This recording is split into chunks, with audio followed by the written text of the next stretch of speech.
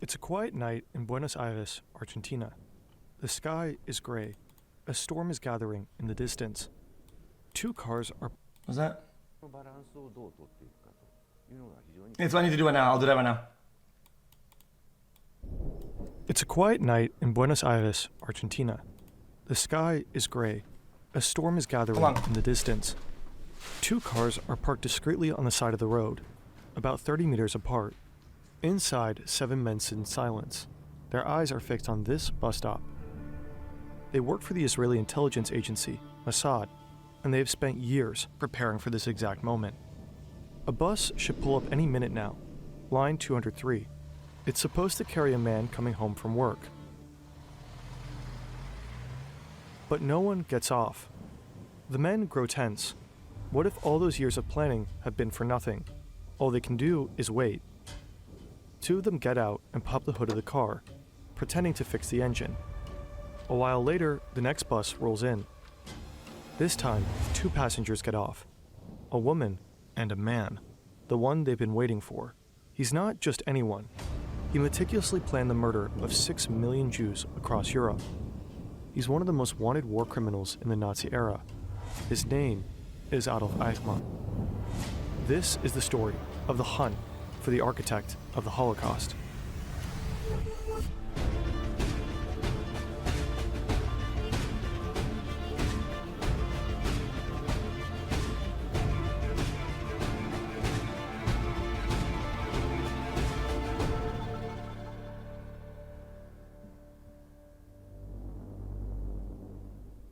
It's a cool day in January 1942. This villa sits right on the edge of Berlin, overlooking a large lake.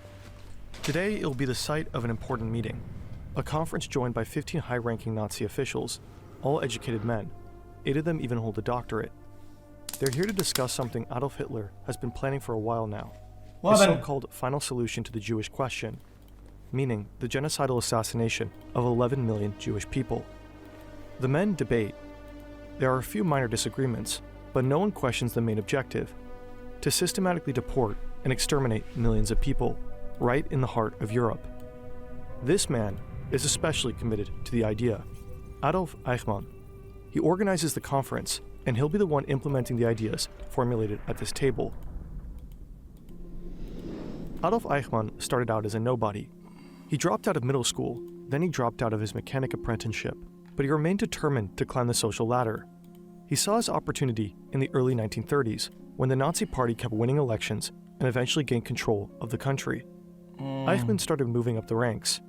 In 1932, at 26, he joined the SS, Hitler's private guard and military elite corps. Just before the war broke out, Eichmann took over the Central Office for Jewish Emigration. He became the regime's go-to expert in driving Jews out of public life in Germany. But that conference at the lake is about more than that. The attendees only need about an hour and a half to make a decision. Eichmann puts it down in the official minutes. Jews are to be evacuated to Eastern Europe. Some will be forced to work. The rest, that eventually remains, will require suitable treatment, because it will, without doubt, represent the most resistant part. It consists of a natural selection that could, on its release, become the germ cell of a new Jewish revival. Translation: they will be killed. Eichmann is not the type to get his hands dirty. He'll organize the genocide from behind his desk. He orders the construction of gas chambers and crematoriums. He oversees the logistics of the entire Holocaust across Europe. And eventually, he gives the green light to initiate the final solution. Every time a train is dispatched to one of his death camps, he sends a telegram, to be handled in accordance with instructions for special treatment. In other words, send them to the gas chambers. Eichmann wants to kill with maximum efficiency. He has the cremation process optimized so that each corpse is reduced to just 2 handfuls of ash. He even sets up belt conveyors to speed up. I don't get it how we have like a bunch of like history rewriters, like always, like I don't get it. Like, oh, recent events, recent whatever is it? Everybody's like, oh, dude, fake this, fake that, blah, blah, blah. Like, oh, it changes everything behind it. Like, I don't get it. Like, I don't get it. What was this, like, brain rotted? The process of removing the bodies from the ovens. With his help, the Nazis murder 6 million people. The killing finally stops in 1945. Germany has lost the war, Hitler is dead. The Nazi regime collapsed. For Eichmann, the world he helped build is falling apart. His capture will involve a good bit of surveillance and espionage, but in our daily lives, being watched isn't justice. It's to track the smart with a low rank he'll adopt after. He puts on the uniform in Austria with his wife and 3 sons. He leaves his family with his uncle and makes a run for it. He puts on the uniform of a low-ranking German Air Force soldier to avoid attention, calling himself Otto Barth. It's the first of many fake names he'll adopt after the war. More like educational, I guess. Shortly after separating from his family, Allied troops pick him up in Austria. They take him as a prisoner of war. But things in post-war Europe are chaotic. Security around prisoners is often lax. Eichmann escapes and makes his way to the German-Austrian border. But just as he tries to cross it, he's picked up again by patrolling US soldiers. This time, his cover is blown. By a tattoo under his left armpit, it's a large A, indicating his blood type. Many SS men got tattoos like this during the war, to get the right blood in case they were severely injured. But now that ink gives Eichmann away. He can no longer deny that he was with the SS, so he claims he was just a low-ranking nobody, and changes his name again, this time to Otto Eichmann. The Americans buy his story. Instead of being brought before a military court, Eichmann is set to work in a series of POW labor camps across Bavaria. He has to sort food supplies and stack ammo. Conditions aren't bad. He gets enough food and eventually even cigarettes. But he knows it's just a matter of time before someone finds out who he really is. The Allies are repeatedly questioning prisoners, so Eichmann befriends a nurse who sneaks in some clothes for him, a farmer's outfit and a hunter's cap, to help him blend in once he's out. Then he slips through the barbed wire and disappears. Afterwards, Eichmann scrambles his way across Germany, all the way up to the north. Here he reinvents himself again, how though? On foot, now on going car? by the name of Otto Henninger. He starts working as a lumberjack and later becomes a chicken farmer. And for a couple of years, no one suspects a thing. Life is decent, but he misses his wife and kids. And there's this constant, lingering fear of being caught. He needs a real plan, something long-term. One day, he spots something in the paper. A former Nazi comrade is now living in Argentina. The country was one of the last to declare war on Hitler. Many Nazi criminals flee there after the war, and Argentina seems to be taking them in with open arms. Yes, so this is after the fact, no? An acquaintance helps him get in touch with a former SS man in Hamburg. The man tells him about the so-called rat lines, secret escape routes used by Nazis to get out of Europe, with the help of the Catholic Church. Eichmann makes up his mind. He'll go to Argentina too. So he makes it to Italy, and from there to South America. Fritz Bauer is sitting in his office at Frankfurt. He's a Jewish prosecutor, and he's been through a lot. He used to give fiery speeches defending democracy as a young judge in the 1930s.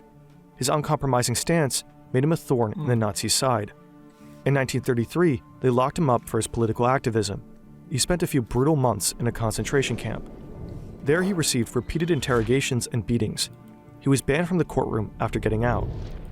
And he only survived the Holocaust because he left the country just in time. Now he's back in Germany, in a place that hunted people like him for years. And he builds a reputation.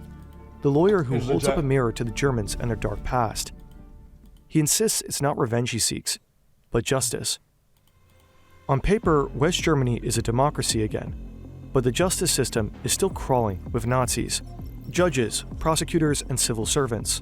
Many of them served in the Third Reich and are still part of a close-knit old boys network. Fritz Bauer is an outsider to this world. Every time he steps out of his office, he is entering enemy territory. But that doesn't stop him. He has 2 goals. 1. Help build a democratic justice system that actually deserves its name. 2. Bring the criminals of the Nazi era to justice, no matter what it takes. Fritz Bauer becomes what people will call a Nazi hunter, and Eichmann is at the top of his list. Which is why this letter lands in exactly the right hands. The sender is a man in Argentina. He says he knows where Adolf Eichmann is hiding, that his daughter dated Eichmann's son, and that this son was bragging about his father being a big shot in the Third Reich. I'm not worse, chat. Does everybody that it was a part of the government, even like the low tier like receptionists or whatever, everybody that part of are they all like labeled like Nazis or whatever or whatnot? Eichmann is alleged to live in Buenos Aires. The letter even includes a full address. But there's a problem. If Bauer files an official case soliciting extradition, Eichmann could get wind of it.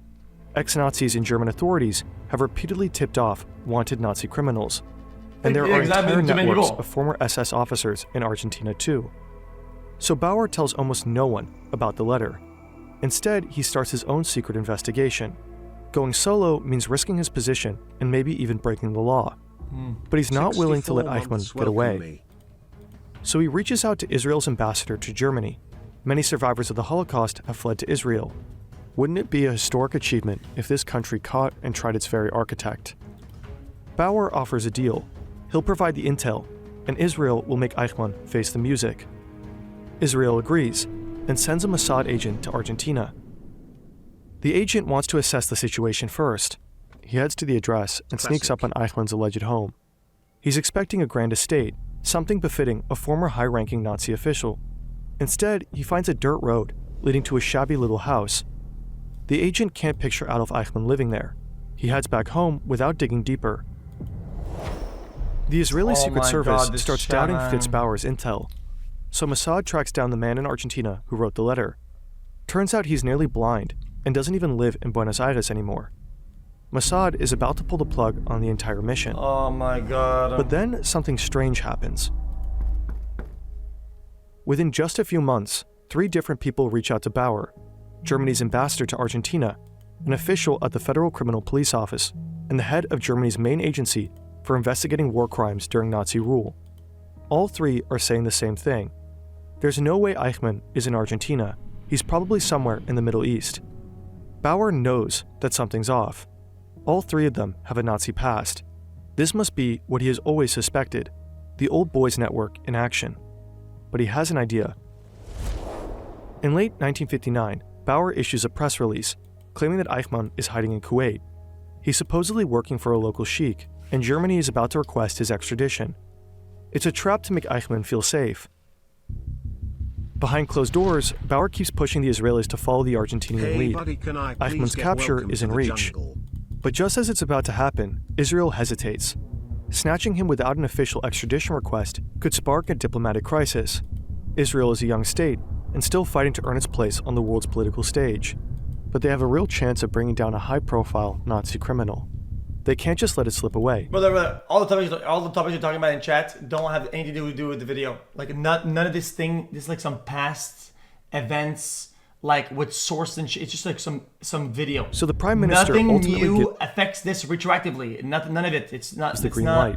The mission is a go, but it has to stay secret. Meaning, they'll have to kidnap Eichmann. Mossad investigators track down Eichmann's new whereabouts. Some former neighbors end up tipping off one of their contacts. An agent heads out to Garibaldi Street in San Fernando, a suburb north of Buenos Aires. He secretly snaps some pictures of the house and of the man who lives there. Neighbors say his man is Ricardo Clement. That's the same alias Eichmann used when he first fled to South America, according to Bauer's files. But the agent is still not 100% sure it's really him. The most recent photos they have of Eichmann are from over 15 years ago. But the man is living with a woman and 2 kids. Their ages match those of Eichmann's wife and sons. The agent also sees them celebrating what looks like a 25th anniversary. That too lines up with the intel they have on Eichmann. Putting it all together, Mossad is convinced this has to be Adolf Eichmann.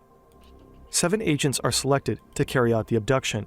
Nearly all of them lost family members in the Holocaust. They'll do whatever it takes to catch him. They know Eichmann works at a Mercedes plant, and that he takes the same bus home every night, line 203. One of the agents is tasked with grabbing him. He's wearing gloves, but not just because it's cold. The sheer thought of touching the Holocaust architect with his bare hands makes him sick. Now, Eichmann walks towards his house. He's getting closer to one of the cars. The agents suspect he might be armed. The man with the gloves addresses Eichmann in Spanish. Then he attacks. The 2 men fall to the ground and roll into the ditch. Another agent rushes in. Together, they overpower Eichmann, blindfold him, and shove him into the back of their car. The entire operation takes less than a minute. They take him to a safe house and start questioning him. He insists his name is Ricardo Clement, but Fritz Bauer has provided the agents with plenty of intel to uncover his true identity. His height, his head circumference, and most importantly, the SS tattoo indicating his blood type. There's only a scar where the tattoo should be. Everything else checks out. Upon further questioning, the man claims his name is Otto Henninger. That's another alias Eichmann used right after the war. The agents hatch a plan. They know Eichmann is a stickler for detail, so they ask their prisoner about Eichmann's SS numbers, intentionally slipping in an error, 45526. Eichmann can't help but correct them. No, it was 45326. Bingo. Eichmann gives himself away. Now the Mossad agents know for certain they've captured the right guy. Eichmann agrees to stand trial in Israel. The plan is to smuggle him out of the country, so they arrange a special flight with Israel's national airline, El Al. An Israeli delegation will fly to Buenos Aires for Argentina's national anniversary. I'm confused. The agents want to sneak Eichmann onto the plane for the return trip, disguised as a member of the cabin crew. They sedate him and dress him in a uniform. They pretend he's part of the crew and had a bit too much to drink. To sell it, other agents pile into the car with him, also posing as drunk. I don't want to rewrite history, but to me, the way the story is delivered is like whenever the other story about the guy, they were trying to get some drug dealers, whatever, right? And they said that the guy who delivers the mail was walking to the house, and money from the secured envelope ripped open, and the money fell on the ground. That's how they knew. It's like, dude, it's like, bro, oh, okay, sure. That happens to me all the time. The guard at the airport laughingly waves them through. Everything goes smoothly. The fake crew members dump Eichmann in a first-class window seat, with a doctor next to him.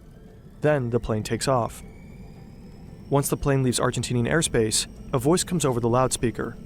Adolf Eichmann is on board this aircraft, and he is en route to stand trial in Israel.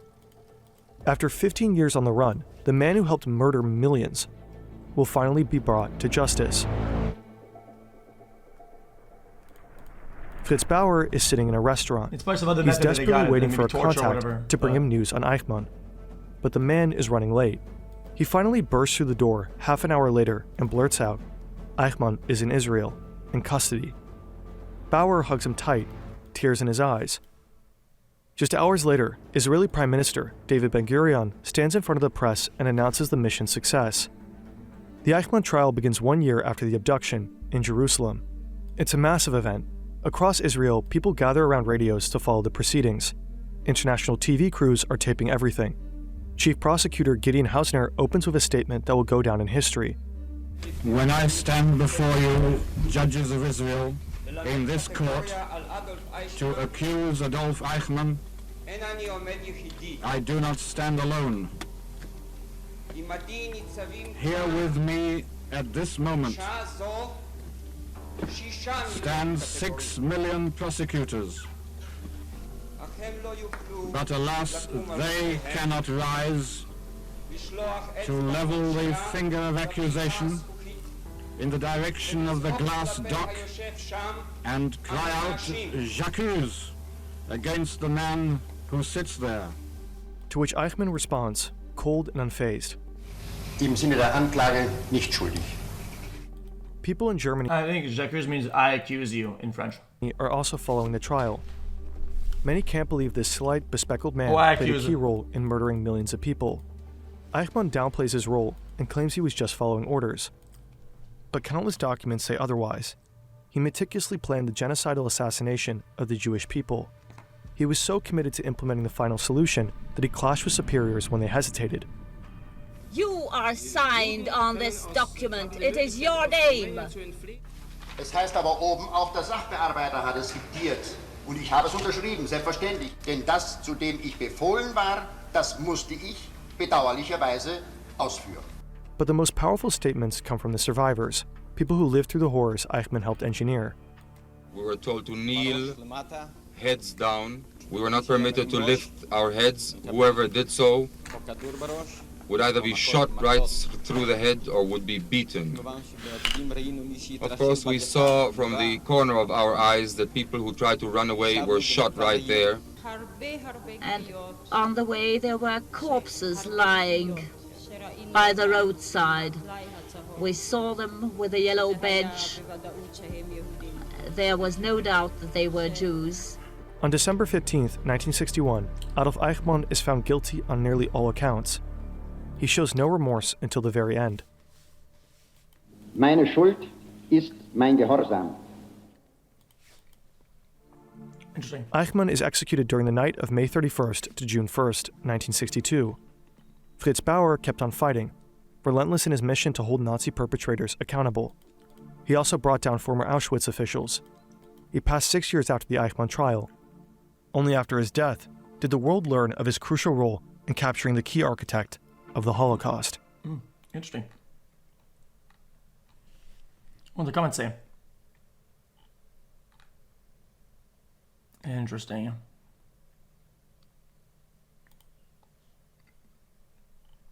I put YouTube dislikes. I want to say the dislikes. I was like seeing dislikes on stuff. I think people are gonna be weird about.